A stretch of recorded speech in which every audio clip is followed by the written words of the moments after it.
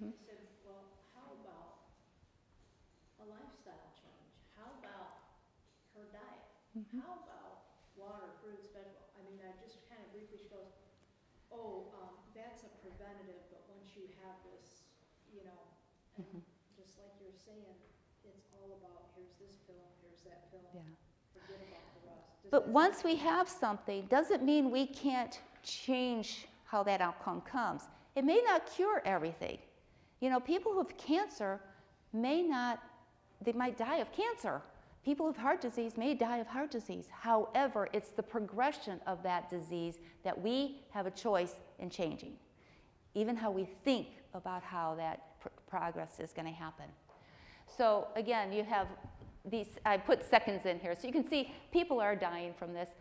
And what we have to stop is the SAD diet. Anybody know what the SAD diet is? Standard American diet. Standard American diet. I love it. What's the standard American diet? French fries. Foods, milk, diet of meat, Sausage and eggs for breakfast, yeah. dairy. Meat 3 times a day. The bottom of what should be at the most important, the fruits, vegetables, is at the bottom of the list. And they have all the cheese, the dairy, the meat. All the other things. Foods. Yep. So the standard American diet is what we're going to try to get rid of. Yep. Uh-oh. Something happened here. I'm going to make him really work today. He's going to get his steps in going up and down there for us. So what we really want to do is get those fruits and vegetables in, as we have been just talking about. Just get those things in. We want to guard against these things. And when we do, when we eat these kind of fruits and vegetables, we're making sure that we have all the alignments that we need. People don't even think about how our gut is and what we're doing with our gut. And as you mentioned earlier, the leaking gut things, it changes when we have these fruits and vegetables. Those things that enter into the bloodstream then are the good things, the vitamins and the minerals and the things that we need. It also adds the fiber. Without the fiber, things aren't going through the way they should. Big problem is that diverticulitis. And I hear so many people tell me, okay, I have diverticulitis, I can't eat these things anymore. There is a way that you can incorporate these things very slowly. As your diet changes, your gut will also change. So it's something that you have to work at. And the other thing, I didn't say anything before, and if you are on medications, please don't stop medications without talking to your doctor. As you change your diet, as you change what you're doing, exercising, eating healthier, then you talk with your doctor to help them decrease your medications. But nobody should stop their medicines, because that can also have a bad side effect on that. Okay, and what we don't even think about is the macular degeneration, cataracts. Those are simple things that everybody thinks just because we're aging, we will have these things. Well, it's not necessary. We don't have to have those things. There are plenty of older people who are well into their 90s who don't have them. So not everybody gets it. Fiber, one of the things we want to make sure we get in there. Full plate, 75% of your plate should have some kind of fiber. And we forget those things. And I get tired of hearing people tell me about potatoes. Potatoes are no good. Yes, potatoes are good. Sweet potatoes are good too. I did put up here a full plate living, I can't read it all, organization. They have a wonderful site. It's called Full Plate, and they give you recipes that help you bring up the fiber and decrease the fats and the oils and things like that. Really good recipe place. So we should have a lot less of the 25%, the breads, I put steak on their mouth. If you have to have it, then you have a little bit. If you don't have to, that's even better. But if you have to, because not everybody changes their diet to be completely a vegetarian or a vegan right away, you don't have to do it right away. You do incremental steps, very slow, not all together. So if today, how many are vegetarian? Okay, a couple. How many are vegan? Almost. Me too, I'm almost there. There's a little cheat once in a while. But that's okay. There's nothing wrong with that. But we do have people who still, and we're not saying that you have to give up meat immediately, but you can start going back to the regular diet of what meat was supposed to be. An average serving is 3 ounces. That's the palm of your hand here. Not the hand, it's the inside here, okay? And 3 ounces a day is what the recommended serving size was. But we forget the size of it, so we want to measure if we need to so that we can help increase that. So we want to eat plenty of those vegetables. We forget things like the legumes either. We need to get those in, but we want to avoid. The list of avoiding is a little bit bigger than the list of eat. Because these things have lots of different things, and we can add a lot in there, every single one of them. But it's the sugary drinks that we don't want. We want to get those things out. Anything that's processed. If you're looking at meat, get away from the salami, the bolognas, those kind of things because they're processed. Hot dogs, those things. But again, slowly change one part or the other if you're going to do that. Okay. Eggs are another thing. If you're looking at having still eggs, that's okay. But try to pick the eggs that are free range. Actually, they say organic and free range. Organic is important, but free range is even more important than the organic part of it. Because what happens with free range is they're actually able to move, and because of that, there's less cholesterol in those eggs. Okay. Sugar fix. One of the things we don't want, we want to get rid of that sugar as much as possible. Sugar is actually a luxury in Europe, has been. I'm sure, you know, when you think back, even in America, sugar was, for a long time, rationed during the wartime. We didn't have as much sugar. But now, sugar is a plethora. Everywhere you go, there's sugar. And there's hidden sugars in many things. If you read your labels, you'll see that sugar is almost in every single thing that you buy. They have it in there.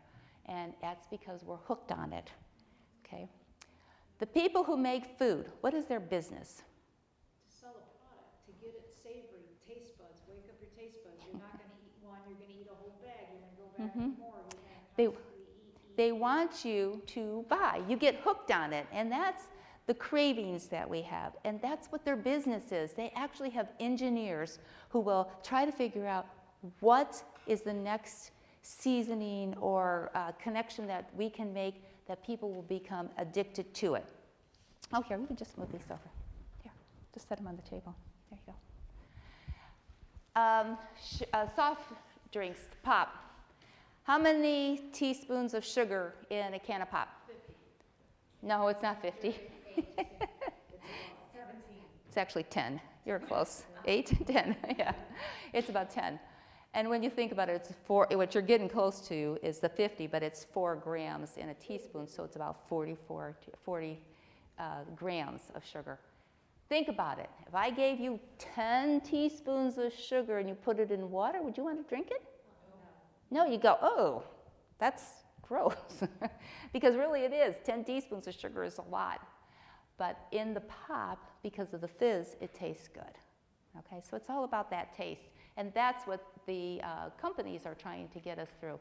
Salad dressings are another one. I always thought salad dressings, it's loaded with sugar. Another sugar thing that I thought I didn't have to worry about. But there's some very easy ways to do it. Coffee creamer, that's it. That's my weakness right there. I like the coffee creamer. But it wasn't the coffee that I really liked, because I can drink decaf coffee, I can drink Puro, the other ones we have. But the coffee creamer is what I wanted, because that's that sugar fix. So I'm trying to wean down from that. Okay, so we want to have food with a purpose. That's the whole goal here. We want food that we're going to eat that's going to do something good for our bodies. We are the temple. Remember, we're supposed to be a temple for God. We want our bodies to be healthy so God can work better in us and he can use us for his good purpose, right? So we want food for our purpose. I go back to my potatoes. Sweet potatoes, white potatoes, potatoes. Organic potatoes are great. The protein is in there. There's high fiber. But look at the potato chips. Now this comparison was based on one serving. So your serving size of a potato chip is only a handful of potato chips. When I read those when I read the bags, it usually says something like 10 to 12 chips. Some of them say 9 chips. And I don't know about you, but eating 9 chips is really hard. You could eat more than that. But look at the amount of fat that you have, 6.7 grams in there. You've got your calories in there. You have a little bit of protein in there because it is potato, but the salt is in there compared to the sodium on the other side. Mm-hmm. Notice how feeling good foods are already available at the entrance of the store or by the Absolutely. by the cashiers, and the good ones are right there in the back. Yep. You can't get to them as fast. So you stop here, you have this feeling good junk, Yep. and you can go home saying, oh. And think about it. When you're all the way through and you're at that register and you're still waiting, and then what's right there? Snack food, sugar, pop. Now they have the pop in the cooler right there. Yes. So anything you can grab, because now you're still, I'm not going to get home to cook right away. I'll grab something to eat. Yeah. It is a business, yes. And they've got us. They do. Okay, how about an apple pie? What's the serving size of an apple pie? Anybody know what it is? It's very small. The serving sizes that you actually cut yourself or get in a restaurant are like 3 times the size. Yeah. An eighth is... 1/8 is what it is. What is that, like this? It's, Sliver? well, if you just visualize, you got 4 pieces and then take each one of those 4 and cut it in. Like pizza. Yeah, like a pizza. Yeah. But if I eat 1/4 of that pie, which normally I could eat half that pie, but I would go for a 1/4 of a piece of pie with ice cream on it is what I would. Yeah, that's right. And I have my calories in there, but how many people can eat 4 apples at that one time? You won't eat 4 apples. There's time when I can eat 2. Yeah, maximum. 2, and then I'm full. But half that pie I could eat easily, or at least a 4th. Let's say a 4th. But I wouldn't eat the whole thing. So again, we're going to be looking for foods with a purpose to fill us, to give us nutrition that we need, and things that will help us feel better, not things that are going to be quick fix for a high sugar fix. Okay, so some of the things that we can replace sugar with is to cut back on how much you use. I don't know about you, but if you bake something, I've never put in the full amount of sugar, ever. And now instead of using regular sugar, I might use date sugar. Or what's the other one? Another one. You can also use flaxseed instead of eggs. And I've done that for years now, and my kids never know the difference of when I put what in or the other, even when I substitute for cakes. Butter and shortening, applesauce. Does make really good cookies. Can't use all of it, you can use half of it, but it is nice to cut down on the amount of fat that you put in it. I have tried different things with avocado. We make a really good avocado dressing now, and it's really simple. Throw some avocados in a blender, add some lemon juice, a little water, put your spices, your cumin, whatever, garlic, onion powder, put it in, blend it up, and guess what? You got a nice dressing. Just as simple as that. You can use, instead of soda waters, use tonic water, and I use oats for my baked apples. I use a granola, and I put that on and bake it instead of a crust. It just takes away the crust. Now, my daughter can make the excellent crust, and I will have one of hers once in a while, but most of the time we just use the granola on top, and you have those baked apples in there. Oh, it's delicious, instead of the whole pie. One of the other things you want to do when you're at the store, besides avoid and go fast down that first aisle where all the junk food is to read your labels. We forget to read labels, and we look at the labels, you would see right away the first thing on this one is water. And it's really hard for me to see it this way. And then it has the chicken stock. I believe this was a pasta bowl. Okay? But in here, there is flour, eggs, you have all your vitamin things that they put in there, chicken, and then it has, some of the other things, the Parmesan cheese, Romano cheese, those kind of things in there, salt. But the thing is if you look at it, you have fat. How many grams of sugar? Can you guys see it? 12 grams of sugar. Per serving, that's right. And you have to know what the serving size is. This is 1 cup, okay? 1 cup of this is this. But look at how many containers. There's 8 in the container. 8 servings. So if you eat the whole thing, you got to times all of that times 8. So instead of 12 grams, you got 12 times 8 grams of sugar. Okay? Fat, sodium, all of those things. So, How much is a gram? 4. 4 teaspoons. No, there's 4 grams to a teaspoon. Well, that says 12 grams. Right, so they're divided by 4, so there's 3 teaspoons of sugar. Right. So that's how much sugar is just in 1 serving. Then times it times 8. That's all. Serving is 240 milliliters, and it's not 330 as normal. Right, Small cans. small cans. Something else, they are so deceitful. The labels are small or printed on some type of color that you cannot see very Can't read it. well. Right. They Well, also, our government has allowed certain things. So oil, just think about this. A can of oil, can of spray, you know how we have Pam, but it says olive oil. It's olive oil, but it says 0 fat. How can olive oil be 0 fat? It's olive oil. Well, you know why it is? It's 1/6 of a spray. So if you spray it 1/6, if you use 1/6 of that spray, wipe all the rest of it off, you have 0 fat. Does that make sense? Think about when you spray the pan, you're spraying the pan. It's oil. It's not fat-free. It is oil, but because, again, the government allows it to be a serving size so small that you can't measure the amount of fat in it, they can get away with saying no fat. So again, as you're saying, read your labels and think through it. The Nutri-Grain bars, they're strawberry. Read it. There's not a strawberry in it. It says strawberry, but there is no strawberry. So what's the difference between saturated fat? Here you go. No, thank you. I didn't buy this. This is what they had at the dealership, so.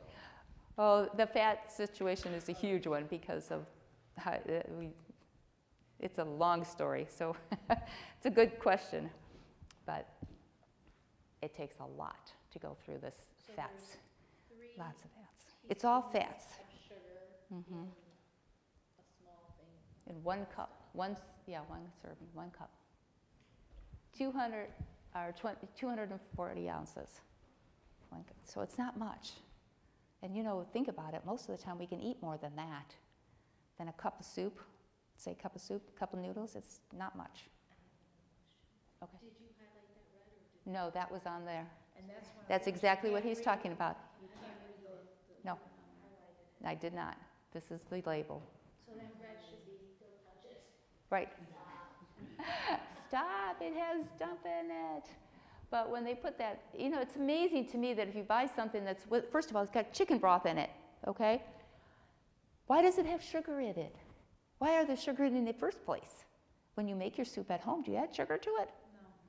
I don't. Spaghetti sauce has sugar in it. Oh, yeah. A lot of it, too. You gotta be careful about reading those things. Okay, so we're still on the New Start program, and we're gonna hurry through these next ones because I get sidetracked there. But exercise. New Start starts with we did nutrition and exercise. So we want to make sure we exercise. One of the best things we can do is when we're doing it, it helps our digestion. Get the gut moving by moving you, okay? It enhances the absorption of our minerals. We want that to go in. If we have if we can eat all we want, but if it doesn't do the body what it's supposed to do, it doesn't help us. Okay, then we're eating for the wrong reason. So we need the exercise. When I say exercise, I am not talking about everybody run out and do marathons. I'm talking about simple things. Walk. Get walking. I tell patients all the time when they're watching TV, stand up at the commercials and just do this. If that's the only thing you can do, then just stand there and do this. And if you can, some of them have strokes and things, so we have to watch what they can do. If they can't stand, then sit. When you're sitting, lift your leg up. Just start doing some type of movement. Do your arms up and down. When you move your arms, you're actually helping your heart. Okay? It helps pump the blood better when you move your arms. So if you can't get up and move, start with this. Do any kind of movement that you possibly can. I have to admit, my mom, who had heart disease, and she was getting weaker, but she said, and she was a nurse, she said, I am going upstairs to my bedroom every night. I'm going to walk those stairs until I can't do it anymore. And she did, until the time when she couldn't do it anymore, and she stayed downstairs. But she said, I am going to exercise. So I gave her credit, and she continued to do it. So we're really glad. It helps cut down on heart attacks. There are people who have had heart attacks while they're running marathons. And that is something people ask about all the time. They've been runner, they're a runner, how come? Well, there's a lot of different reasons, okay? Diet is one of those. Excessive exercise is another thing that we can go overboard with what we're doing. So just because there's those few cases doesn't mean that we don't want to exercise. We want to keep exercising. Osteoporosis and osteoarthritis. Osteoporosis we prevent that disease, brittle bones is what it is, by moving those bones. And when you're walking, you're putting weight down, and that helps those bones stay stronger. Weights help a little bit too, and that's a good way of doing it. Brings down your triglycerides, helps with the good cholesterol. So all over the place, exercise, moderate exercise does this good, okay? So it enhances the immune system. We have been talking about immune system for, a year and a half now, and with COVID, and everybody's got to protect that. Exercise is one of those things that help us, and it helps kill those cells and helps those increase our killer cells that will help take those viruses out. So we need to exercise.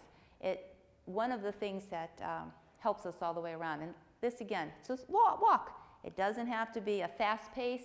It doesn't have to be something that's major, okay? It also helps bring our weight down.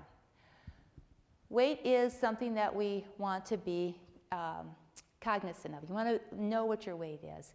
And we're not looking for anybody to say, okay, I've got to hurry up and lose 20 pounds and do it over 4 weeks. That is not healthy. That actually isn't healthy. These fad diets that people go on are really kind of crazy. And I've seen many people go on a fad diet, and they're skinny for 2 weeks, 3 weeks, 4 weeks, and then all of a sudden they've gained twice as much weight back because they did it as a quick fix, not a lifestyle change. New Start is a lifestyle change. You do one step at a time and increasing and get those. Maintaining your weight where you're at right now is also good. You don't want to increase it. You might just need to maintain, just depending on where you're at. Okay. So to burn 1,000 calories every day, you would have to walk 70 miles or 10 miles a day. Anybody want to do that? Get rid of 70 miles. I do 3. I like to do my 3. But if you want to hurry up and lose some weight, you got to do something like that now. The easier way to do it is you can get rid of 4 little snacks, 250 calories apiece, and you can decrease your calorie intake by 1,000 calories, okay? This is a daily choice, but if you did that over a week and you got rid of 1 candy bar a day, in the long run, over the year, you would lose the weight, okay? And it's the sugary things that really do unnecessary foods that we don't need, that add on to us and keep the weight going, okay? The other thing is about exercise, which we don't think about very often, is it helps depression. People who exercise actually have an automatic release of our dopamines within our system. And having that automatic release of the serotonin and dopamine helps to alleviate some of the depression and anxiety. At work, if something's going on and I'm starting to think, oh my goodness, what is this? I walk outside, or if it's raining outside, I walk in the basement of the hospital and I take a walk. And I just kind of think, let me clear my head first. We're not going to jump to conclusions. We're not going to go this way. We're not going to get the anxiety up. Take a walk. And boy, does it feel much better. It helps out. Now, there again, we're not talking about taking someone who's in a depressive state and just say, oh, go exercise and you'll be fine. That's not it. It's part of preventing that from happening. It helps get us out of those moods, but so does the diet help with the idea of how we respond to things. I don't know if you've ever felt it, but sugar, when you eat a high amount of sugar, all of a sudden, anxiety comes even more. And I found that when I was doing that, if I'd have a dish of ice cream, that was the downfall. Not a dish. I could eat half a gallon of ice cream.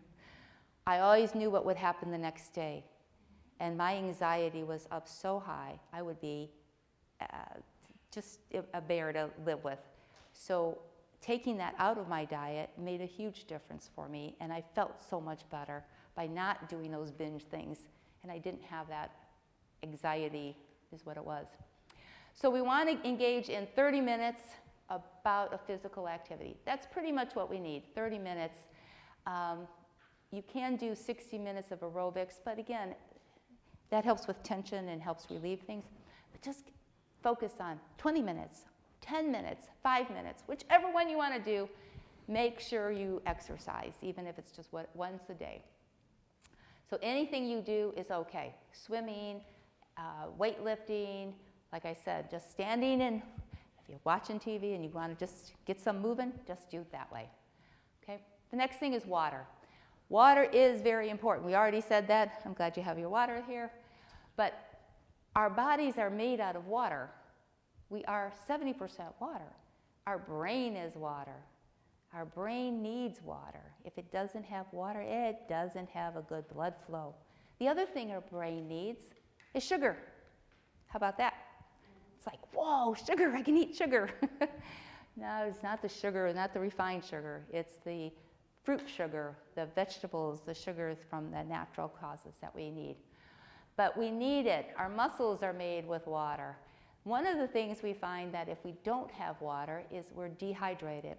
And before you become dehydrated, you're actually feeling more hungry before you feel dehydrated, okay? So usually when we start to get we're not drinking our water, we start to get hungry. Instead of drinking, we start eating. So that contributes to the weight also, which is another problem. We should be drinking the water first before we do anything else. Water also helps our digestion, keeps our gut helping and moving. Okay, so we need to have 8 glasses of water, okay? It helps get the toxins out and keeps everything going. It gets the nutrients then into the cells. So our blood flows, right? You know, it's got to move. If our blood gets thick, it moves slowly through. If it's moving slowly through, guess what? It has possibilities of clotting then more. It coagulates more. So we don't want it to do that. We want it to keep it moving smoothly so that the blood can carry the nutrients that it's supposed to throughout the body. Okay, water is very important for a couple other things. We've all talked about hand washing, especially this last year and a half. Keeping water, making sure we wash our hands and keeping us clean. Water is also one of those wonderful things to use as a healing for hot and cold, okay? Water therapy is very good.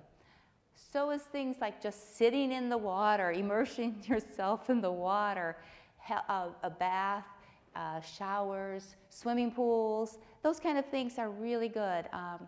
If you can get out in the water, even a lake or so, it's amazing how you feel when you're in a big lake or on a lake. You're just sitting there and you see the immense water. It's awesome, but it's also relaxing. It's calming, okay? So water is really important to us all the way around. Sunshine, it is the one missing nutrient that we have in our life a lot of times. Vitamin D levels are low. And it's really odd that we think about Middle Eastern countries with all that sunshine that they have a very low vitamin D. You know why? They're covered up, one thing. They're covered up and everybody goes into air conditioning. It's so hot, nobody stays outside. Okay, so here we have the same thing, but a little different. In our area, we have, 3 months of good sunshine, maybe 4, depending on, and then we go into the winter months. And when we get into the winter, it's cold, nobody goes outside. When I was in Norway, in one of the health resorts there, what they did was, the little old man, 90-some years old, got outside, wiped off the chair from the snow, sat outside with his face to the sun, 15 minutes every single day. I was like, man, that's awesome. I don't do that. So if we don't do that, one of the things we want to make sure we do is take our vitamin D. Okay, vitamin D is really important so that everybody can avoid all of these problems that we have here. So we need to have between 8 and 1,000 units of vitamin D every day. Right now, I've seen a lot of information out with the COVID coming out and everything, that it's about 2,000 units a day. But that's really, you need to talk to your doctor. And the other thing you need to do is ask for vitamin D level to be drawn. A lot of the physicians don't even think about it. They don't draw the level. But if you ask for it, they will get it. And you should know your numbers. In, not Norway, Sweden, they get their vitamin D levels drawn twice a year. Everybody does, everybody. So make sure their vitamin D levels are high, or at normal levels, I should put that. But you also want to make sure you consult your primary care person so that you are getting the right amount. And you don't want it to be too high, you want it to be normal level, okay? Low, when it's very low, you have more problems with osteoporosis. And the other thing is pain is another issue that they found when you have low vitamin D level. It was actually one of our spine surgeons who brought this, and we have an osteoporosis clinic now because of it, because a lot of his patients were so low that he wanted to make sure he got the levels up. Okay, seasonal, this is another sad acronym, the affect disorder. So without having sunshine, without having that thing, we do see a lot of emotional disease, problems coming, depression. So here again, I'm going back to the cycle. You have depression without sun. You have depression increased without exercise. You have depression with nutrition. So see, all of these things actually tie in together. No matter what we do, they're all tying in together. Okay, so the symptoms for this, again, are that sadness, the inability, the instability that the person has. They can have violence. They're very, very depressed. And the other part is they also have that craving then for the carbs. So getting outside in the sunshine is really important. And we want to get outside in the sunshine only 30 minutes, depending on your skin type. Again, this is not something where you put on all the suntan lotion first. You don't do that. You get outside first, get some sun. It doesn't have to be, you're not exposing everything. Just your face, your arms, whatever. Couple minutes. See how you're doing. You do not want to burn, okay? Then after that, you go in, you put the hat on, you put your lotion on, you get everything else ready so you're not going to be sunburned, okay? Very important not to get sunburned, because that's where the sun has gotten that bad rap of causing us to have skin cancer. It's the amount we do. Okay, temperance. Okay, I did like this statement that I found. Temperance is not what you do, it is who you are. If we have temperance, and it's the same thing as that self-control, we need to make sure that we control every aspect of our life cycle of what we're doing, in the sense that, again, our responses and how we react is Christ-centered. It's Christ living within us that we do one step at a time. So this includes our choices, including our attitudes for those things, our thoughts. Temperance is not just about the alcohol, the drugs, the diet that we're talking about. It's what we choose to think also. Everyone, And everyone who completes this for the prize is temperate to all things. And that's in 1 Corinthians. I thought that temperate was interesting, that was one of the words that was used in there. Another thought about it, again, is our socialization on how we walk through. If we go into a party, we don't want to have to feel sometimes that we're an oddball. And when you're talking to younger kids too, you want to give them some help on how do they, hopefully they're not in it first where there's things, but they'll end up there somewhere along the line. So you want to give them ideas of how they can not be seen or thought of or what they're doing when they're in these environments. So they just, sparkling water. It's no big deal. Nobody says anything about it, but you can say, I'm on a diet. I'm just drinking the water today. Gives them a little bit of something to do. Carbonated power drinks are another thing we try to get the kids away from, especially the young adults. They think that is just the best thing in the world. Gives them that up pick. And how did they sell it to them? All the vitamins in it. You see, read the bottle, and it says all the vitamins. So they're saying, I'm getting something healthy because I'm eating my vitamins this way. It has nothing to do with the vitamins. They don't even have enough in them to cover average amounts. Okay, so self-control is one of the biggest things that we wanted to, again, go back to. And because of time, I'm going to probably skip this. But if you go back and read Paul's statement, Paul had really quick, I got to go through it. He was told he could go to Felix and give him a lecture. He was going to preach to him. What he preached to him was something that Felix did not want to hear. He talked to him about temperance, which I thought was pretty unique, that Paul would take that and bring that up in that situation. Not only that, Felix tells him, okay, I've heard enough, go away, and I'll call you when I can listen to you again. Temperance is really important for us to think about. Okay, air. When you can't breathe, there's nothing else, right? You have to be able to breathe. We need that breath. We need to be able to take that. Oxygen is the other food that our brain needs. So it needs water, it needs sugar, and it needs oxygen. That's what it lives on. If it doesn't have the oxygen, it dies very quickly. If you think about it, it's a 3-pound little organ in our brain. Our brains are about this big. That's about it. But it takes 25% of all of our oxygen and our glucose. So a fourth of everything we do goes to the brain. What we put in our body, we want to be good because your thinking process is there. The more we're able to support our brain, the better off we are to be able to make good choices all the way around. Having that good breath, simple things, expands your lungs. It is a relaxant. When you go outside and take that nice deep breath, you can relax. You can feel better about it. It lowers your body temperature and it also decreases your heart rate. Okay. So decreased survival from bacteria and our viruses that are in the air. We want to be able to breathe good air. We want to have good, clean air. So when you're at home, you want to make sure you open a window if you can. Get some fresh air in your home. Make sure your home is circulating well, because that's where you're spending a lot of your time.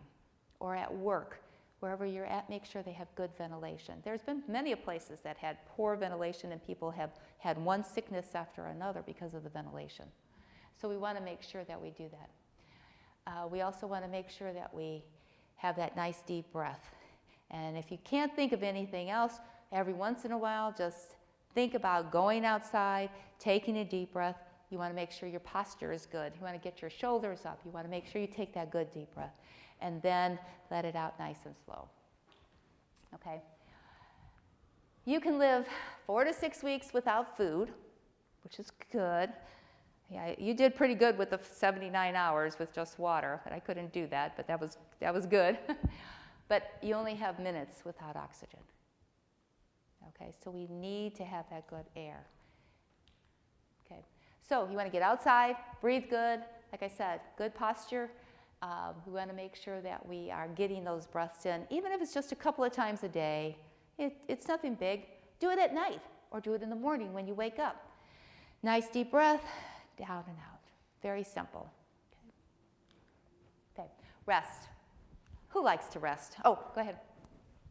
How efficient is to have plants in our bedroom or in our house? Very good. Many plants. Yes, it's How helpful. much? Oh, how many? It depends on the space, I would imagine. I don't have an idea how many, but they do say that having plants in your home helps to keep the oxygen clean. It helps clean it out, right? And having that, like a good breeze at night or the window open, make sure that the staleness of the house gets moved, because you're in the house all day. But yeah, the plants are a very good idea. I just kill all mine so I don't think about it. I can't use that. I wish I could, but I'm not really good at it. I'm really bad at it. Okay, sleep, rest. Oh, one of the most important things. Who goes to bed before 9 o'clock? Okay. Who goes to bed at 9 o'clock? Yes. Okay, 9 o'clock's the key time. 10 o'clock. Okay, got a little bit of 10 o'clock. All right, good. Okay, 12 o'clock. Got a couple of you admitting, all right, good. Okay, here's the problem with not getting the timing right of when we go to sleep. Your bodies are all programmed by God. Isn't that wonderful? 9 to 3, melatonin is released in your body. 9 p.m. to 3 a.m. It's amazing that Christ got up early in the morning. I'm thinking sometime after 3 and went to pray, okay? Because that's the time we have that's automatically set for us. Mm-hmm. So what if you do go to bed at 9, but you wake up at 12? Does that interfere with the melatonin? Well, a lot of us do that. I mean, we do have these cycles that, especially older people, you get up to go to the bathroom. That's fact. It actually, if you can go back to bed, it's still good. It's still very good. It's when you get up at 12 o'clock and then you stay up till 4 o'clock, that's the problem, if you can't get back to sleep. And that's happened. I mean, I've done that myself. I've worried about something and I wake myself up and I can't go back to sleep. But I hope to catch up the next night to get some good rest, is what happens. So yeah, you want to go back to sleep if you can. Even if you do 10 to 3, you've got a good time where you can get some good sleep and the melatonin is out the right way. Melatonin helps us to get all of these stress hormones under control, okay? It helps us when we're trying to stay awake, but when we're ready to sleep, when we have the right amount of melatonin. People take melatonin all the time now, because that's one of the things they'll say, oh, just take melatonin on a plane. Take a melatonin, sleep for the 6 hours that you're on the plane, and you'll be fine. But you're changing your cycle, and the cycle is from 9 to 3. That's the cycle. So if you're going to use melatonin, talk to your doctor again, but use it at 9 o'clock at night instead, or 8 o'clock, so you're ready by 9 o'clock, and then get up in the morning. Getting up in the morning is really kind of a good thing. A lot of people don't like to get up in the morning, but it's the best thing. Studies have shown, and this was California, that 50% of the accidents on the freeway are because people are falling asleep. They do not have enough rest. And those accidents are fatal accidents that we're talking about. It's just as bad as having alcohol. So if you're tired and you're driving, you're still at risk. Okay. 6 to 8 hours is what we want. We want to decrease that anxiety. We want to curb our connections to heart disease. We want to prevent weight loss. Okay, have you heard any of those words yet today as I've been talking? Any of those words sound repeated? What's repeated? Decrease anxiety, depression, and stress. Okay. Heart disease, we heard about that a couple of times, right? Weight gain, we've talked about that. It's all intertwined. Doing all of these things together help us to have a healthier body all the way around. Okay. And Sandy just had her phone just went off. It's 7 o'clock. If you don't mind, would you all join me in a prayer? We are praying for our church, our school, and our building fund that we're working on. So if you don't mind, we'll stop, okay? Sandy, would you pray? Thanks. Dear precious Jesus, Lord, we thank you for all the blessings that you bestowed upon us. We thank you for the knowledge that is being shared today, Lord. We thank you how you beautifully designed our bodies. Dear God, we ask now that you would please send your Holy Spirit not only to the people at the Northwest Church, but here at the Hammond Church. Give us the ability to walk in the light that you have given us, dear Lord. Lord, please help both churches as we are still doing outreach and programs and building schools and working with children and our youth department, our Pathfinders, our adventures, Lord.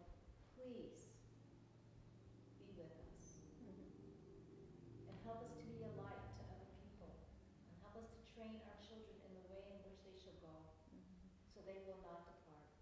So God bless us, guide us, and thank you, Jesus. Amen. Thank you. Thank you.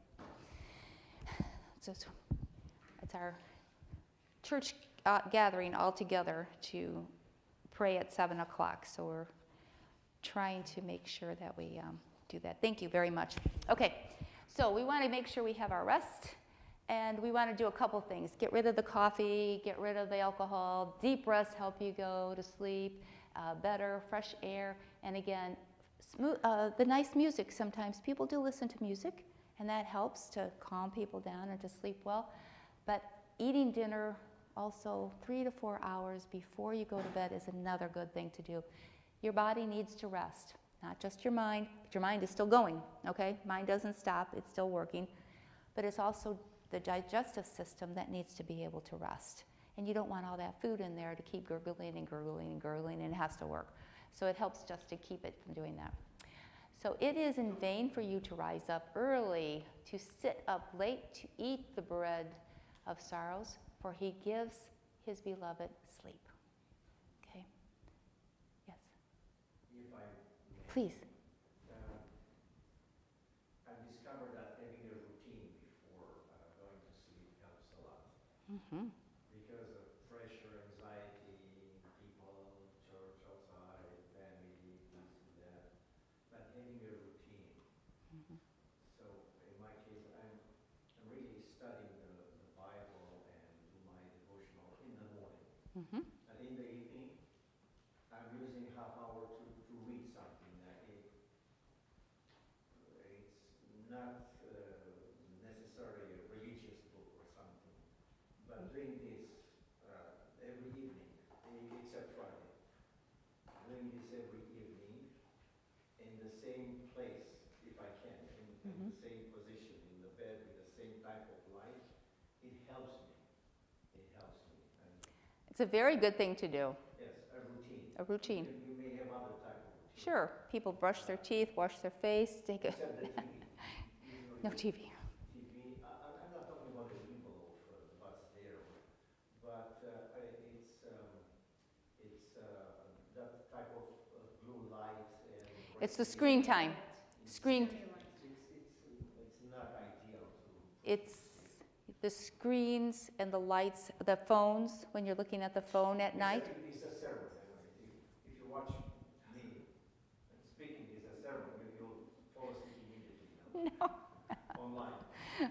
Well, actually, I'm doing the same thing. I am reading at night a different book, trying to find something that's something that I don't usually do. Right now, it's about some missionaries. So it's a good thing. You need to do those things. So really, when you think about it, God gives us a Sabbath rest also. And that Sabbath rest is one of the things that, if you look at it, it gives us physical rest, it gives us spiritual rest. It also gives us mental rest, because you can clear out your brain and not think about all those other worries about everything. It helps us to be refreshed. We have a celebration, because it is a wonderful thing that we do, and it is God's blessing. So that Sabbath rest makes life, to me, it's one of the things I look forward to every week. I'm thinking, okay, what am I doing on Sabbath? What am I going to do? Okay, Sabbath's almost here.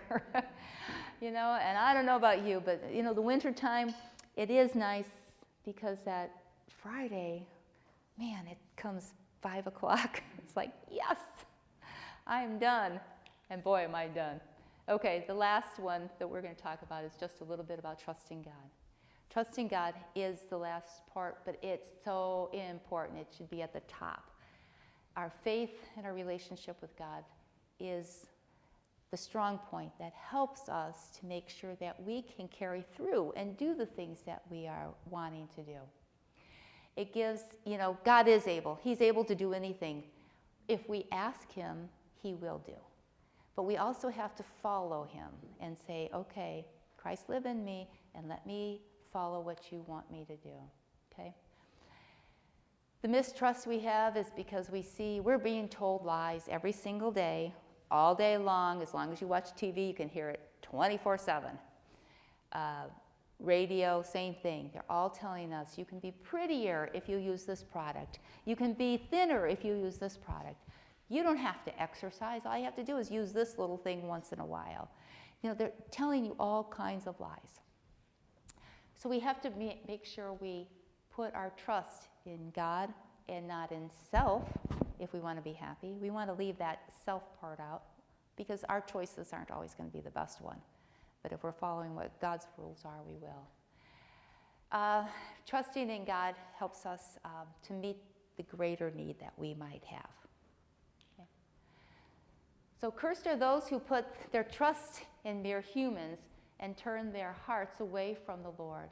They are like studded shrubs in the desert with no hope for the future.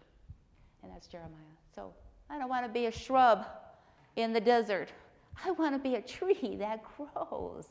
And think about that tree. When you think about the tree, who's in the tree? The birds, the animals. I just found out turkeys live in trees. I didn't know that. That's fruitful. The stubble that they're talking about here isn't as fruitful. I mean, it's God's country. I am saying it kind of wrong. I'm using it. And I'm sure he has lots of animals in there, but it's just the way we kind of think about it. You want to grow in what we're doing, okay? We learn to trust from the people that we care the most about. We learn to trust, and learning to trust God is a part of what we're doing. And just as Pastor said, he's using his morning to learn to trust God more as he's doing his study. And as we study our Bible and we study our lessons, we can have that. But it's a basic need to trust. We don't trust everybody. And sometimes it takes a while to learn how to trust people. But we need to have that feeling. It's an actual thing. So we want to make sure God is the one we're putting our trust in. So sadness looks back. Worry looks around. So if we are sad about the position we're in, if we're worried about what we're doing with our health, we have to have faith to look up. And when we look up, we can accomplish anything. So commit everything you do unto the Lord and trust him, and he will help you. Okay? Thank you. We did only a couple minutes over. Does anybody have any questions? Okay. I will tell you what Doranita and I have been talking about is these are just a quick overview of each of these steps. And what we would like to do is, and probably in January because of the holidays, is to take each one of these and drill down to them and talk in depth about the nutrition, how to get to better nutrition, what to do, how to cook, what things are there, exercise, how and what, things of that. We can go into more details with those, and each one of those would be a class on its own. So if you have any other ideas, please let us know and we can keep working on it. Please. Yes. Work with us, train us. You know what I discovered? Most of the time we know the information, Yes. but the doing is the problem. That's right. Because we will say, oh, tomorrow, a little bit of chips, oh, I will go late, oh, water, tomorrow, and things like this. We know. Mm-hmm. And we live in the tomorrow's land.